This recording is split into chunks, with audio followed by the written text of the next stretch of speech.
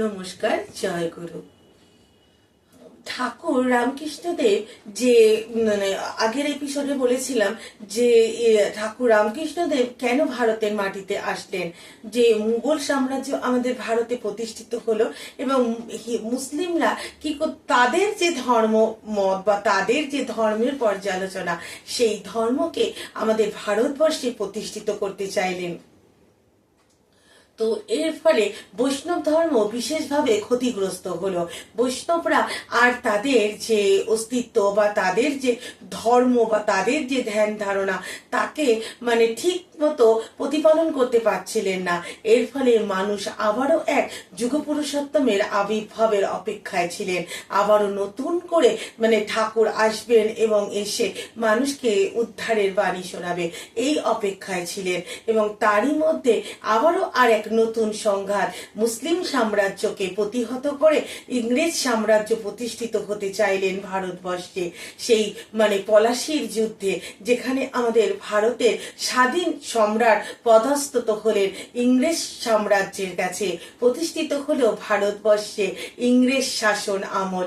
এদিকে মুঘল শাসক তখন শেষ হয়েছে এবং ইংরেজ শাসন ব্যবস্থা প্রতিষ্ঠিত হয়েছে।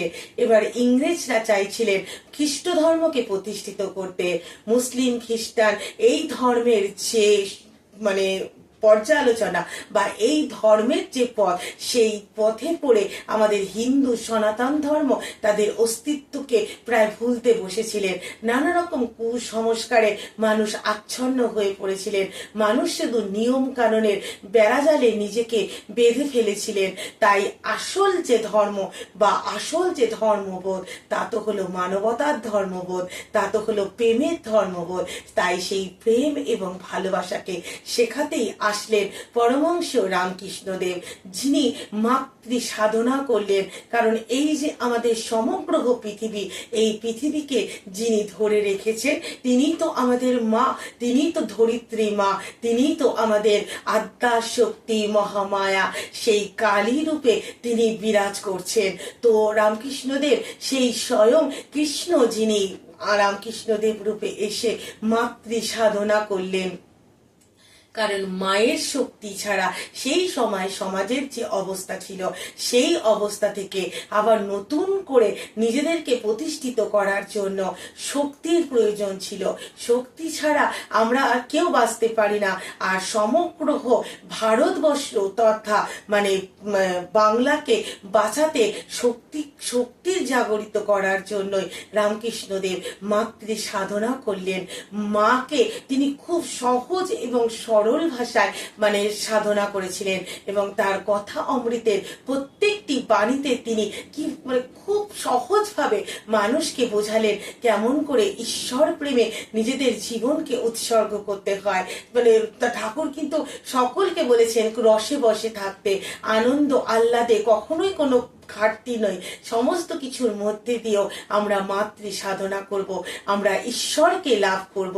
এই ছিলেন ঠাকুর রামকৃষ্ণদেবের উদ্দেশ্য।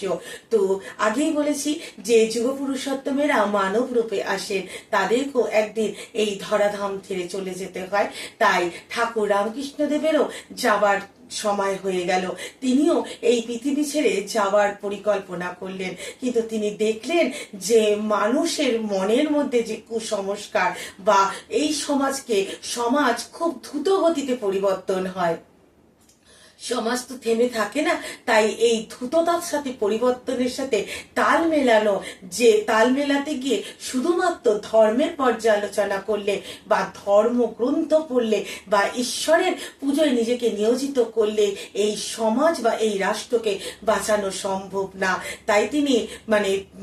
তাই তিনি আবারও নতুন রূপে ফিরে এলেন, পরম প্রেমময় শ্রী ঠাকুর অনুকূলচন্দ্র রূপে। পরবর্তী ভিডিওর মাধ্যমে আবারও জানাবো ঠাকুর অনুকূলচন্দ্র কেন এই ধরাধামে আবির্ভূত হলেন। আজ এই পর্যন্তই। নমস্কার, জয় গুরু।